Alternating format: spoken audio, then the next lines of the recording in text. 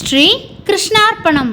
மச்சவதாரம். சோமகாசுரன் வேதங்களை திருடிச் சென்று கடலுக்கு அடியில் ஒளித்து கொண்ட போது திருமால் பெரிய சுறா மீனாக உருவம் தாங்கி கடலுக்கடியில் சென்று அவனை சம்ஹாரம் செய்து வேதங்களை மீட்டு பிரம்மாவிடம் தந்தார். கூர்மாவதாரம். திருப்பார்கடலை தேவர்களும் அசுரர்களும் கடைந்த போது மத்தாக இருந்த மந்திர மலை கடலுக்கடியில் மூழ்காமல் இருக்க ஆமை கூர்மம் அவதாரம் எடுத்து தன் முதுகில் தாங்கினார். வராக அவதாரம். இரண்யட்சன் என்ற அசுரன் பாதாள லோகத்தில் இருந்தபடி தேவர்களை துன்புறுத்த பெருமாள் வராக அவதாரம் எடுத்து பூமியை தோண்டி அங்கு சென்று அவனை அழித்தார். நரசிம்ம அவதாரம். நான் எனும் அகந்தை கொண்டிருந்த இரணியனை அழிக்க உருவெடுத்த அவதாரம். வாமன அவதாரம்.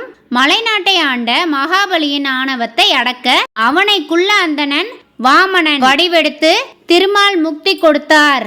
பரசுராம அவதாரம். ஜமதக்னி என்ற முனிவரின் மகனாய் பிறந்து தந்தை சொல்மிக்க மந்திரமில்லை என்ற தத்துவத்தை உணர்ந்த தன் தாயின் தலையையே கொய்து அவளுக்கு மீண்டும் உயிர் வரம் கேட்ட அவதாரம் பரசுராம அவதாரம். ராம அவதாரம்.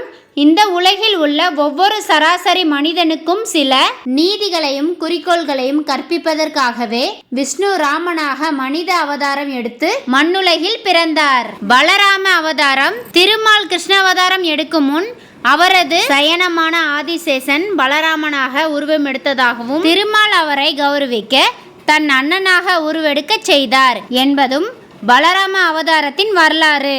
கிருஷ்ண அவதாரம்.